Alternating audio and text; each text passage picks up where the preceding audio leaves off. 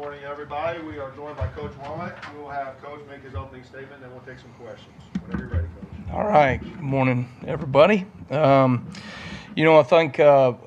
thought we, as a coaching staff and as players, we navigated our bye week really well.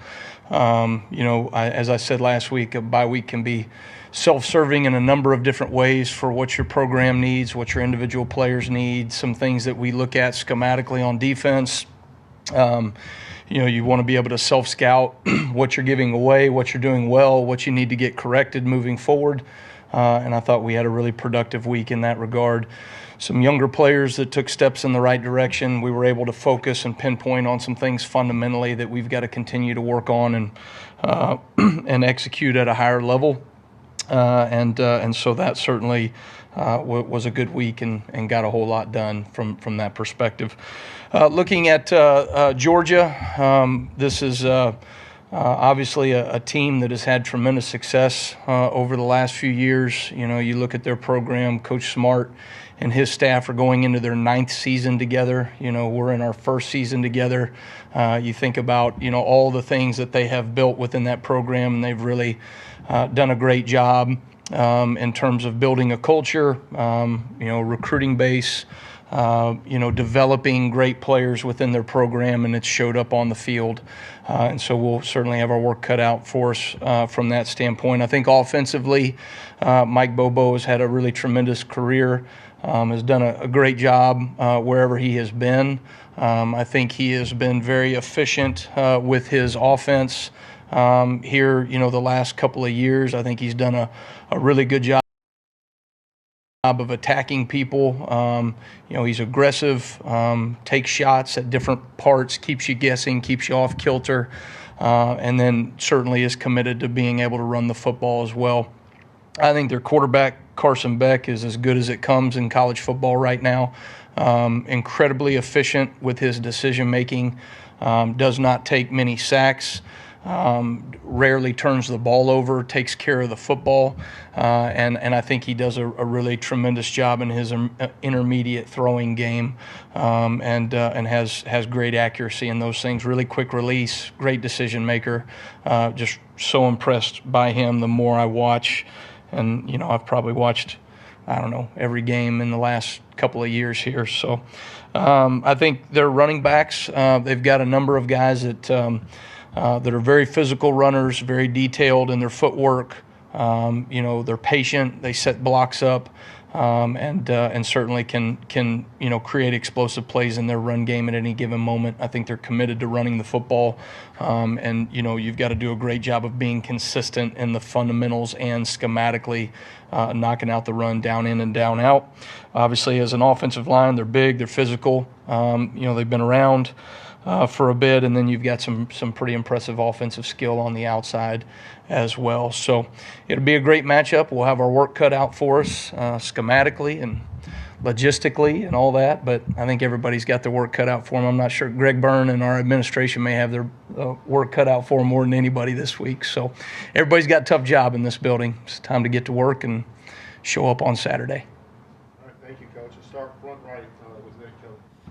Yeah, any game it's important to generate pressure, but how key is it just with all the weapons and things they have offensively and with what Carson Beck can do for you guys to get after him and create pressure? Well, I think as an offense, they do a really good job of minimizing the risk for their quarterback. I mean, they get the ball out of their hand, they try to establish the run, they get the ball on the perimeter early.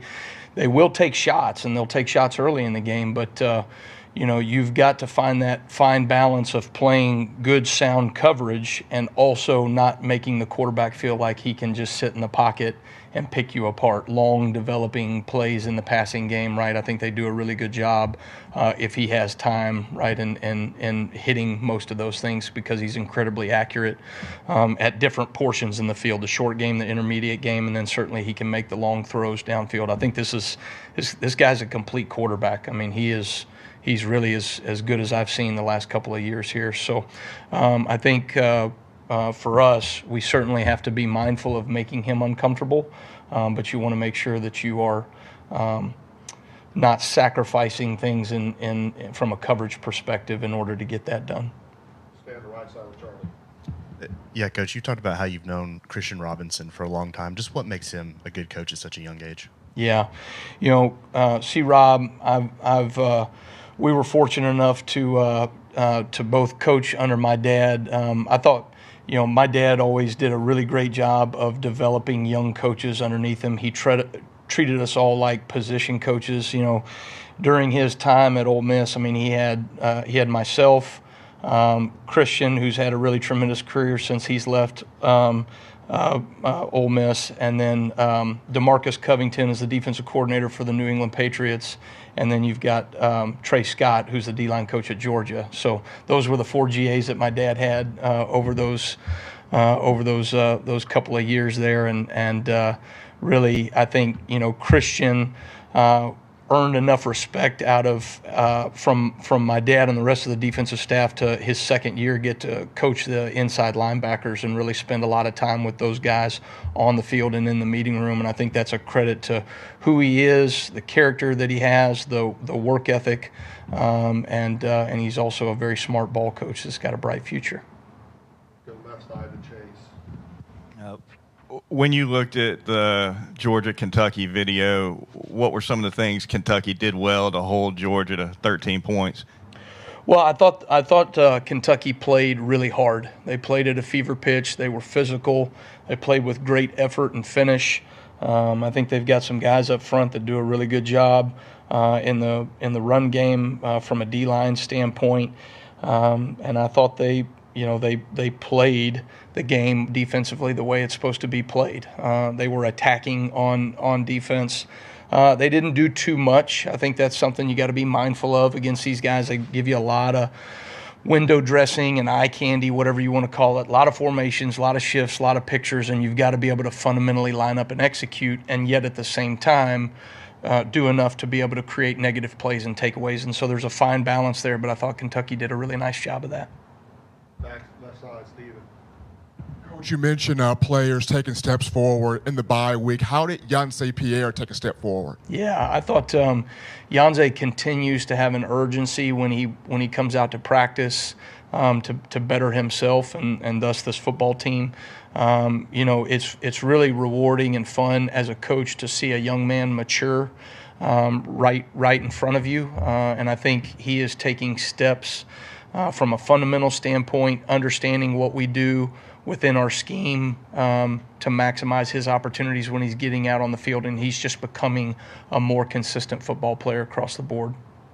All right, going back and right of the room to Ryan. Coach, not a lot of teams have had success with Georgia over the past few years, but this Alabama team has last year as most recent. Do you rely on those guys, Malachi, Deontay, maybe even Coach Saban, what you've picked his brain on him? What's the secret against Georgia? Well, I think certainly the experience of our players being in big moments. They've played in the SEC. They've had success in the SEC. They've had success against Georgia.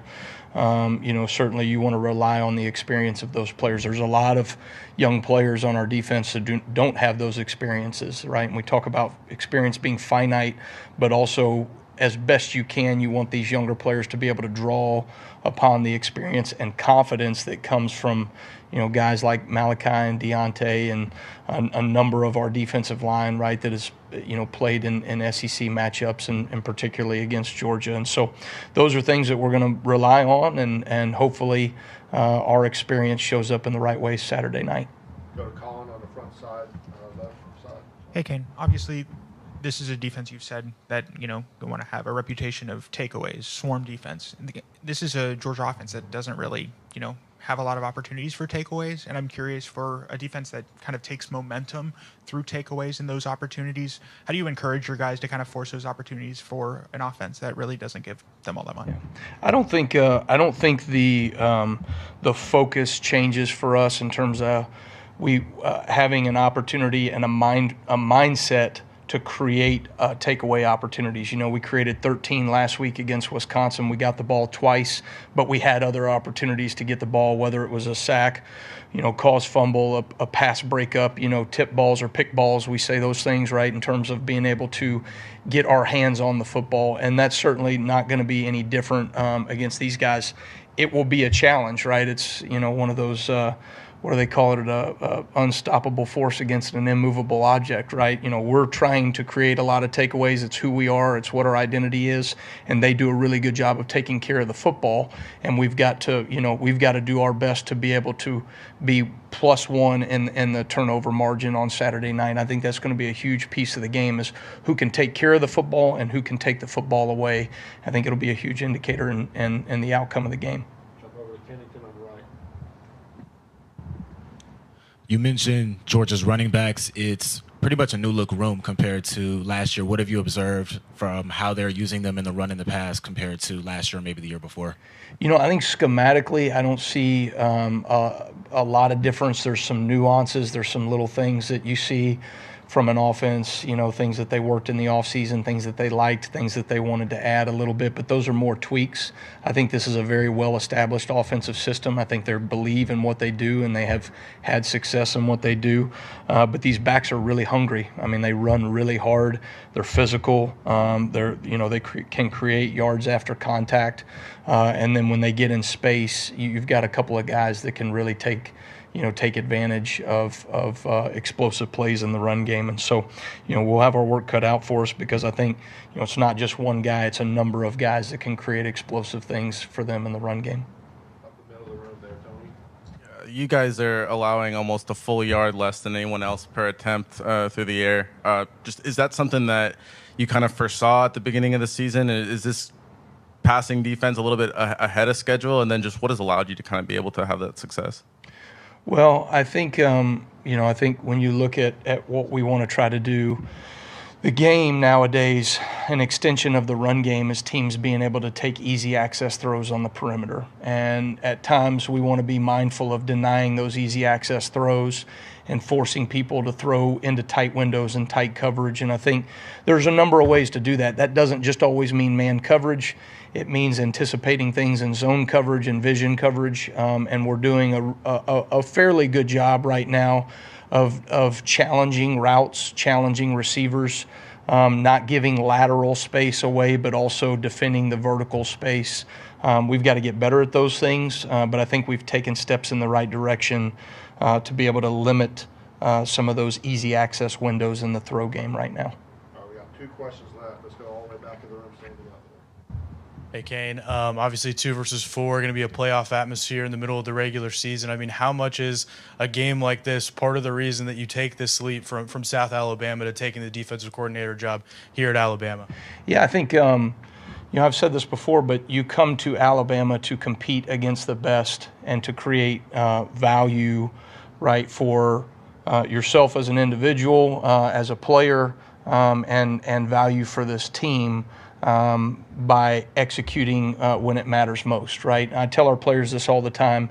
The greatest players always step up in the biggest moments, and whether that be in a critical 3rd down or, critical SEC matchups or, red zone or taking the ball off of people, whatever it is, right? These are the opportunities that are given for players to be able to step up in the biggest moments. And as coaches, we're no different. We want to be able to compete against the best. There's things we do schematically, fundamentally, culturally, right, that you want to be able to get a group of young men to all pull the rope in the same direction and then show up on game day and see what that looks like on Saturdays. And so we're working our tails off right now to maximize our opportunity for success on Saturday as a coaching staff and as a group of players, and then let the chips fall where they may in a couple of days here. All right, so our last question real quick, Joe.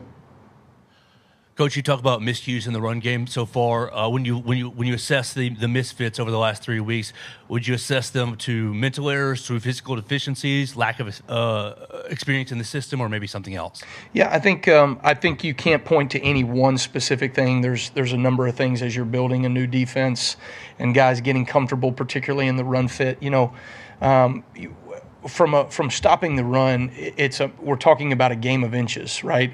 Hand placements, techniques, alignments, and then making sure that you have proper leverages across the board. And so there's little details that fundamentally we need to improve on to get ourselves better. Certainly from a schematic standpoint, I think some of the pressures that we're running, we have not been as efficient or effective enough to be able to knock out the run. Those are bullets that sometimes I'm going to use in the run game, and when I use those bullets, we need to be able to efficiently execute those things, and we have not done it to the level that I think we're capable of.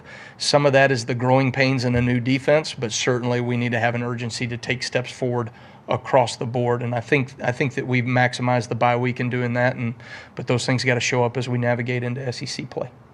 All right, thank you, Coach. Okay, thanks, guys. Roll Tide.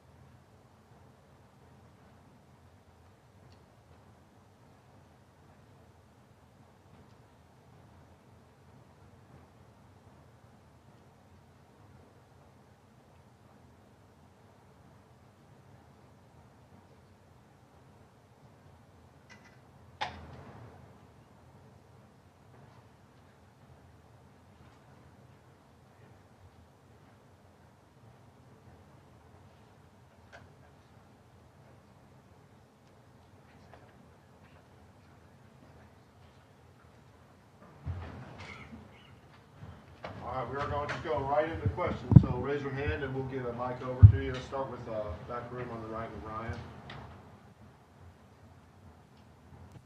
Hey, Coach. Obviously, every week when you're growing a team and growing a bunch of players, development's huge. But what did this bye week do to Ryan Williams, a freshman who's having a great season so far, but trying to build even more? Well, I think for all the players, it's just focusing on improvement. And Ryan was no different. I think each player, each position group had things that their coaches and our staff, identified to improve and work on. And so that was really, a key emphasis for not just Ryan, but everybody on offense. Jump to the left side, Colin. Obviously, this is not Jalen Milroe's first foray into SEC play, but I'm curious about, do you sense like a weight in terms of his approach this week? How is he kind of, taking on with, 2 versus 4 and kind of the pressure of, the stage that he's about to be on here on Saturday night? I haven't felt that. Certainly there's an importance on every game that we play. And, the focus is on us and our preparation and, our week of prep, just leading into the game and focusing on that and being where your feet are and staying present. And certainly I think for every player, when you have experience of competition at this level, I think that helps you. You can lean back on those experiences, on things you learned about yourself and learned about your week of preparation. And but I think what's really important is that no matter who you're playing, that you focus each week on just being your best. And you don't want one game to, your week of preparation and your process to be different based on who the opponent is or what game of the year it is. And so that's really what the message is to the players is, focus on being your very best each day of preparation, and so that when you get to Saturday, you feel prepared, so that you can go put your best foot forward and compete at a high level. Jump to Nick Kelly on the front right. Yeah, simple question. What do you think of Georgia's defense? I think they're excellent. I think when you look at them, I think there's lots of things that stand out, but I think first and foremost they have quality players. I think at all three levels, long, fast, explosive players, and then on top of that, I think the coaching staff there does a fantastic job. They're excellent coaches. They have a great system in place. They have years together running that system, and so it's a great challenge. And they're excellent. Is sticking with that, they're number one in the country in pass defense. Just when you're watching film of them, what stands out from their secondary? Well, I think anytime you talk about pass defense, I think it's a combination of the rush and coverage matching together and complementing one another. And so certainly, they do a nice job in that area. They play tight coverage. They mix up their defenses, and then they can rush and create pressure on the quarterback. And so I think both ends of their defense, the back end and the front end, do a good job at complementing one another and, making that a challenge. Go to EG, Emily Grace right in front. Coach, we've talked a lot about sustaining long drives this season. Now against Georgia, without giving away too much of the game plan, what does it look like to do it against them?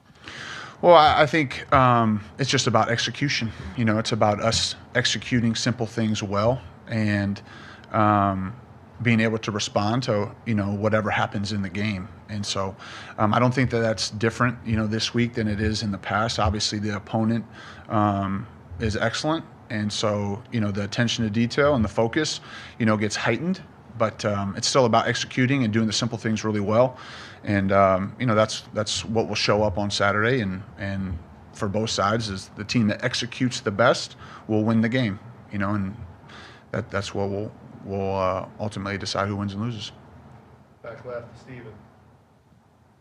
Coach, you mentioned Kendrick Law, just exceptional blocking last week, but what have you seen Kobe Prentice throughout the bye week, get into this week, his progression? Yeah, I think Kobe's had great focus, and he's been very intentional about taking advantage of the reps in practice and continuing to improve. I think Kobe's someone that's explosive with the ball, and he's had those moments throughout his career, and his attitude's been great, and he's been practicing really hard. Left side to Chase. Malachi Starks, of course, one of the best safeties in the game. Could you, one, comment on what he brings to Georgia's defense, but also just generally position-wise, is it harder to account for a free safety in the game plan as opposed to maybe a pass rusher who you could game plan double teams for, et cetera? Well, I think the thing that stands out is his versatility as a player. He can play close to the line of scrimmage, and he can play in the deep middle part of the field. He can cover man-to-man. I think he's an excellent football player that obviously has experience in their system. They can put him in different spots and different personnel groupings, and he's excellent in all areas. And so, as far as accounting for those players, I think that's always your challenge each and every week as you game plan, is how to put your players in the best position and create the best advantages you possibly can based on who you're going against. And certainly, he's an excellent player that has had great production and very versatile, can play lots of different spots, lots of different techniques. He's a great player. Let's go to Kennington on the front right here. Two-part question. When you look over the first 3 weeks, what are your impressions of your team's early down offense and what's contributed to success on third down? I think, there's some inconsistencies on first and second down, from an efficiency standpoint that we'd like to be better. We'd like to be cleaner. I think that goes back to some of the other questions, that, have been asked as far as just the execution, the down in and down out execution. And so that's something that will be important for us moving forward, and certainly in this game. I think the third down, the key there has been trying to stay away from some longer yardage situations. I think we've been in some manageable third downs, which, the advantage starts to tilt towards the offense in those situations when you're not so predictable. So I think the guys have done a nice job, and obviously that challenge will be heightened on Saturday. Go to the left side, Tony. This is a team, I think it's only allowed one play of 20 yards through the air. Is that something that you kind of consider when you're game planning, or do you just kind of go with what you do and hope that you execute? to the fullest? Well, the explosive play cut up is not long. Yeah, so that didn't take a very long time to watch. I think what you're looking at is structure. You're looking at personnel, and you're trying to match, things that you do to the challenges that they present. I think that's what you're doing each and every week. And so, certainly they've done a great job of that to this point. And, it'll be important for us to execute at a high level on Saturday. All right, last question. We'll go to Travion back left. Coach Cap mentioned that the offensive line kind of took like a deep dive over the bye week and just reviewed tape from the first 3 games. Can you just talk about that group as a whole, the continuity they've built, and being able to get some guys back and just getting that group together back as a whole, having that bye week off, coming into conference play? Can you just talk about that? Yeah, I think they've made strides for sure, in the first 3 weeks. You mentioned the continuity. We have not played consecutive games with the same starting 5, and so there's been rotation there, and we'll continue to play the players that deserve the opportunity to do that, but I certainly saw progress. I certainly think that this past game there was progress made, but we need that to continue, and not just for the offensive line, but for the other positions as well. For each person, each position group to just continue to improve and hone in on your fundamentals, your techniques, your communication, all the different things that make, units and position groups successful. And it is certainly, when you're an offensive lineman, you have 5 guys that need to, play as one. And so I've seen improvement there. There's great urgency. There's great focus. Coach Cap's done a real nice job of developing that group, and they're gelling, and getting, better and better each day. And so we expect that to continue, and we're pleased with the group's effort and work ethic at practice. All right, thank you. Okay, roll Tide.